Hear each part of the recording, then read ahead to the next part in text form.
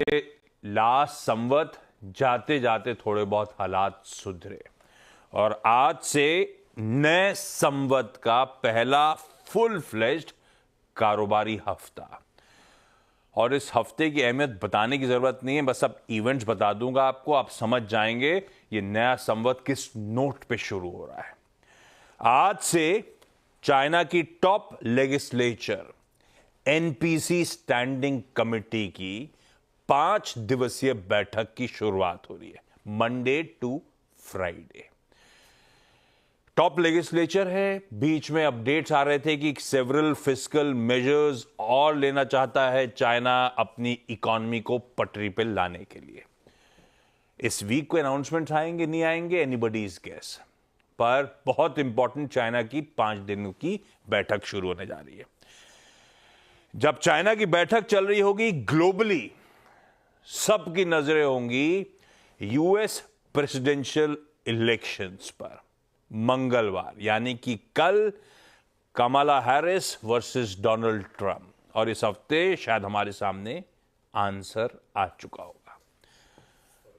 रुकिए जरा, ठहरिए, अभी ये तो सिर्फ 2 ही बड़े इवेंट्स थे।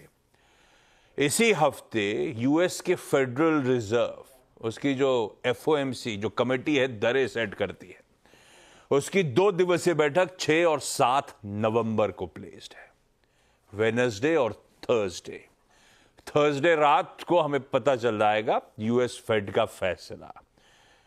हालांकि पता नहीं है अगला प्रेसिडेंट कौन होगा, लेकिन अब तक मोटा मोटी बाजार 25 बेसिस पॉइंट्स का कट डाइजेस्ट करके लार्जली चल रहा है। SBI, Tata Motors, doctor Reddy's laboratories, Titan, एमएनएम, निफ्टी के एक्चुअली 10 कंपनियों के नंबर शेड्यूल्ड हैं और किसी स्विगी जैसे मेगा आईपीओ का भी इंतजार होगा। यह है इस हफ्ते का एक्शन आपकी स्क्रीन पर। यह हफ्ते के इवेंट्स काफी हद तक बाजार का डायरेक्शन तय करने में मदद कर रहे होंगे। खैर, आज टेक्निकली हमें 2 दिनों के क्यूज पर रिएक्ट करना है। भाई, कहने के लिए मुहूर्त ट्रेडिंग का 1 घंटे का सेशन फ्राइडे को हो चुका है, तो थर्सडे के क्यूज हो सकता है डाइजेस्ट किए हों, लेकिन लार्जली इंस्टीट्यूशंस पार्टिसिपेट नहीं करते हैं, इसीलिए मैं दोनों दिन के दिखाता हूं आपको। थर्सडे का यूएस मार्केट्स का परफॉर्मेंस स्क्रीन पे 1 से लेकर 0.25% का दबाव था। थर्सडे वो दिन था जब माइक्रोसॉफ्ट, मेटा प्लेटफॉर्म जैसे रिजल्ट्स डिसअपॉइंट कर गए थे, उनके स्टॉक डिसअपॉइंट कर गए थे, तगड़ा प्रेशर बना।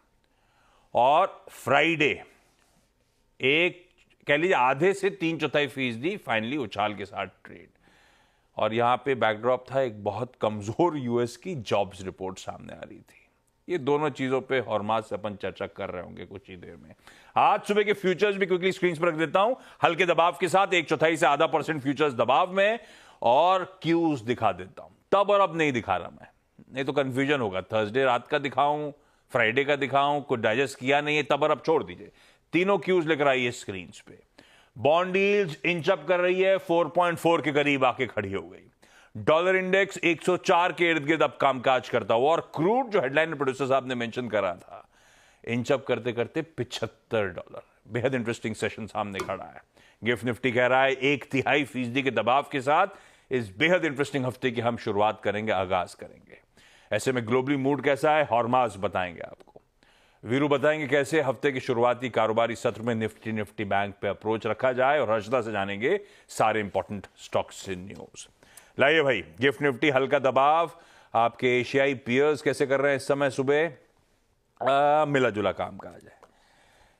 दिखाइए पूरा एशियाई पैक, ये देखिए मिला जुला ट्रेड है, और यूएस फ्यूचर्स में दिखाई चुका। हॉर्माज, गुड मॉर्निंग भाई, कैसा रहा आपका वीकेंड और क्या मूड है?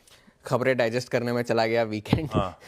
लेकिन जैसे आपने बताया, बहुत महत्वपूर्ण हफ्ता है ग्लोबल मार्केट्स के लिए। बहुत सारे फैक्टर्स हैं, आपने सारे हाईलाइट करे, एक के बाद एक उन पर चर्चा करते हैं। यूएस इलेक्शंस जो पोलिंग शुरू हो चुकी है, पर अभी भी कोई क्लियर रुझान निकल कर नहीं आ रहा है कि कौन आगे है, कौन पीछे चल रहा है, कौन आगे चल रहा है। अभी भी कांटे की टक्कर है, क्योंकि एबीसी इप्सॉस ने जो अभी पोल किया है, जिसमें अभी मैं पढ़ रहा था उस बारे में, तो अभी भी 49% रुझान कमला हैरिस की तरफ है, 46% डोनाल्ड ट्रंप की तरफ है। लेकिन एनबीसी न्यूज़ ने जो पोल करा है 49-49 अभी भी इक्वल है। तो अब तक ये क्लैरिटी निकल कर नहीं आ रही है कि कौन किसका पलड़ा भारी है, क्योंकि स्विंग स्टेट्स जो है वो इवेंचुअली डिसाइड करेंगे कि कौन होगा अमेरिका का अगला राष्ट्रपति। और उस वजह से कब तक मिल जाएगा? यहाँ पे तो फटाफट काउंटिंग शुरू हो जाती है। अगर पेंच नहीं फंस रहा है, क्लियर कट वर्डिक्ट है, तो हमें परसों तक आंसर मिल जाना चाहिए। बिल्कुल। और लेकिन वहां पर जो है पॉपुलर वोट आप भले जीत जाए, लेकिन आपको इलेक्टोरल कॉलेज में मेजॉरिटी लाना जरूरी है। ये 2016 में भी ये हुआ था, हिलरी क्लिंटन ने पॉपुलर वोट जीता था, लेकिन इलेक्टोरल कॉलेज में उन्हें मेजॉरिटी नहीं मिली थी। तो इलेक्टोरल कॉलेज में न्यूयॉर्क टाइम्स ने जो कल एक सर्वे करा था, उसमें भी अभी तक कोई क्लियर मेजॉरिटी नहीं आई है। कमला हैरिस को लगभग 226 वोट्स है, डोनाल्ड ट्रंप को 219 वोट्स है। तो अब तक लेवल पे चल रहा है, तो वहां पर नजर लगा रही इतनी बहुत जरूरी है। यूएस पर नजर इसलिए भी बनी होगी क्योंकि फेड के डिसीजंस आएंगे। आपने बताया अभी 25 बेसिस पॉइंट्स डाइजेस्ट कर रहा है बाजार, लेकिन जो जॉब्स डेटा आया शुक्रवार को, उसके बाद जो है वो एक छोटी सी प्रोबेबिलिटी 50 बेसिस पॉइंट्स की भी निकल कर आ गई है। तो हो सकता है नज भी करें, 50 करें यार, कर दीजिए, है ना? हो सकता है, पॉसिबल है। पॉलिटिकल जॉब्स रिपोर्ट वाकई बहुत खराब आई है। अनुमान उस तरह का नहीं था, क्योंकि हरिकेन्स आए थे, हड़तालें हुई थी, फैक्टर कर रहे थे, मगर वो अनुमानों में भी नहीं हो रहा था, क्योंकि अनुमान भी 1 लाख का था और आए 12,000। पर बाजार ने उस बात को डाइजेस्ट कर लिया कि हाँ, ये तो पता ही था हमें कि ऐसा ही आना है, इसलिए अमेरिका के बाजार शुक्रवार को तेजी के साथ बंद हुए। मगर अभी भी 98% प्रोबेबिलिटी है कि 25 का कट आएगा, लेकिन 2% की एक प्रोबेबिलिटी अब निकल कर आई है कि 50 का भी आ सकता है। तीसरा सबसे 25 मानकर चलिए, देखेंगे। अब कमेंट्री ज्यादा जरूरी होगी, 25 बेसिस पॉइंट पकड़ लीजिए, ठीक है। कमेंट्री आगे की ज्यादा जरूरी होगी, क्योंकि अब कट तो खैर आना ही है, मगर आगे कितना आएगा, कब आएगा और कैसे आएगा, ये जानना ज्यादा जरूरी है। तीसरा सबसे बड़ा फैक्टर है तेल। अब ये तो बात यही है कि खबरें आ रही है कि ईरान इराकी जमीन से इजराइल पर हमला कर सकता है। वॉल स्ट्रीट जर्नल ने भी एक रिपोर्ट लिखी है कि एक कॉम्प्लेक्स और तगड़ा हमला करने की तैयारी में है ईरान, मगर अब वो सूत्रों के हवाले से खबर है, उस पर कितनी पक्की बात है ये तो अब जब कुछ अगर हो तो पता चले। मगर जो बड़ा फैक्टर आया है वो ओपेक की तरफ से आया है। हम पिछले हफ्ते भी आपसे बात कर रहे थे कि ओपेक अब दिसंबर में अपनी सप्लाई बढ़ाने की जो डेडलाइन है उसको उन्होंने 1 महीना और पीछे कर दिया है, बाजार के हालचाल को मद्देनजर रखते हुए, क्योंकि मांग नहीं है।